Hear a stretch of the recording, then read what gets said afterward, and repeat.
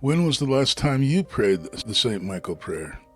I'm Deacon Ken and welcome to the Divine Life. So I'm a little late to the game, but last Saturday, on the Feast of the Assumption, was the beginning of what's called the St. Michael Lent, started by St. Francis of Assisi. It's from the Assumption to the Feast of St. Michael on September 29th. 40 days, just like Lent. The basic protocol is that you try and do something very similar, fasting-wise, as you would do during. St. Francis started the tradition when he was on a retreat and was looking for ways that he could grow closer to St. Michael and seek his protections. But it really picked up a little steam in 1886 when Pope Leo XIII was saying Mass in his private chapel at the Vatican. And at the end of Mass, he stood at the altar frozen for about 10 minutes.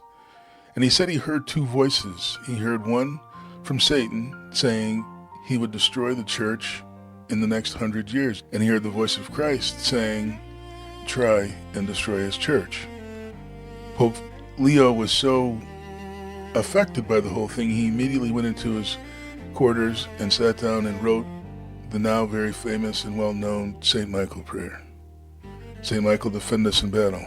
Be our protection against the wickedness and snares of the devil. May God rebuke him, we humbly pray.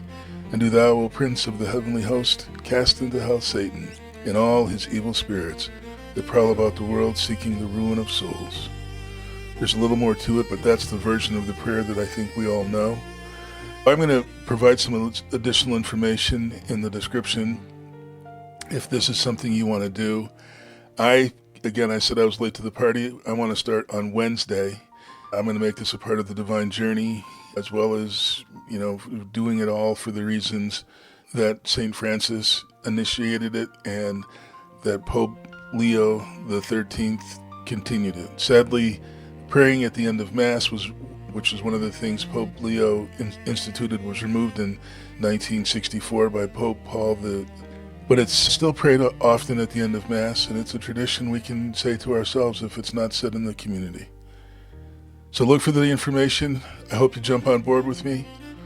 Thank you for listening. Thank you for watching. If you like our divine moment, please like, subscribe, and share. Until we meet again, may the peace of Christ be with you today and always.